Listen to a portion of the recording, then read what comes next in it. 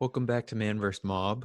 We are really nearing the end of 2020 now, and I've been reflecting back on the lost year and about COVID and thinking about a show that I've been watching recently. I've already seen it. I'm rewatching it. I really enjoyed it. It's called Catch 22. It was on Hulu. And if you haven't heard about it, it's based on an old book by Joseph Heller, and it's about the main character Yossarian. This is during World War II. He's in Italy and he's a bombardier, so he has to fly all these bombing missions, and his mission count keeps getting raised. And the book is super critical of military bureaucracy and sort of like the ludicrous reality that soldiers have to live in. So it's sort of like the flip side of all the patriotic propaganda that you see related to military stuff typically. And the main character Yossarian hates the fact that he has to deal with all this arbitrary authority and random increases in his missions.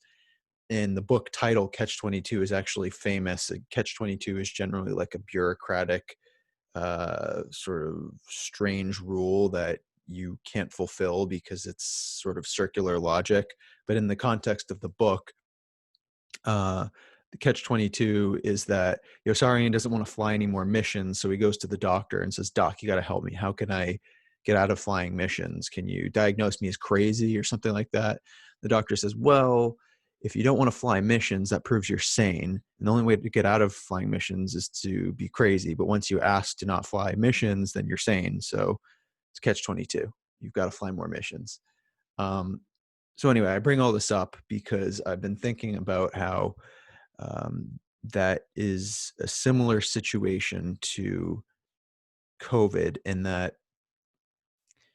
humans need objectives to move toward. And by the way, I'm not going to take full credit for this topic, because when I was thinking about this earlier in the week, when I was watching Catch 22 with my dad, my mom was in the room and we were sort of talking about this, and she said, oh yeah, this is uh, kind of like COVID, when I was talking about Yossarian's predicament. But it's like COVID in that human beings need something to move toward, to look forward to, and to move toward. They need an objective, and COVID puts us in this position where everything is thrown into chaos at once, and it's unclear what exactly we're moving toward, and it seems surreal and ludicrous, because you say, well, I'm trying to kind of plan and move towards accomplishing something of meaning, but how do I even set a goal? And I'm being asked to do things by maybe my employer, or I'm being asked to sort of continue on despite the fact that all this craziness, this arbitrary craziness, is happening around me. And it makes me think of Malcolm Gladwell. He's an author who wrote a book.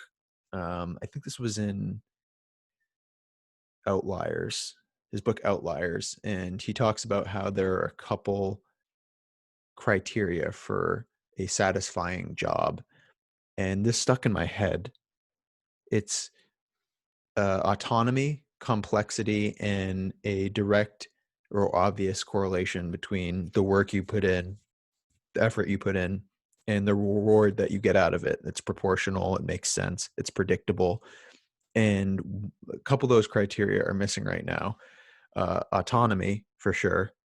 Obviously, complexity changes depending on what job you have, but right now we have very low correlation between the efforts we put in, the rewards we get out. We don't know if it's all just up in the air right now. We don't know if we're going to have jobs. We don't know if the effort we're putting in is translating into anything at all. So that has been entirely kind of choked off at this point.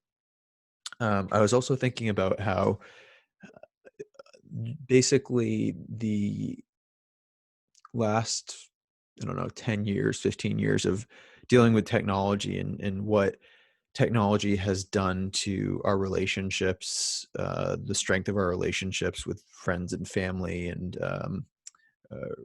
romantic relationships and how it has diminished intimacy in a lot of different ways. But COVID has been sort of like the ultimate intimacy destroyer, and that human contact has been pretty much entirely boxed up and cut off at this point. So it's right on top of um, all those struggles with intimacy that we were already having. So what I'm hoping is that on the other side of COVID, we start to actually appreciate um, and perhaps articulate better sort of our appreciation and our respect for intimate relationships and intimate moments with people, because we've been so removed from it, forcibly removed from it for so long. So we'll see. These are just things that I'm hoping, but I just wanted to get these thoughts into a formal little mini podcast. So, what kinds of weird thoughts have you been having? What has your 2020 been like? And what kinds of things are you expecting, fearing, looking forward to in 2021? So let me know.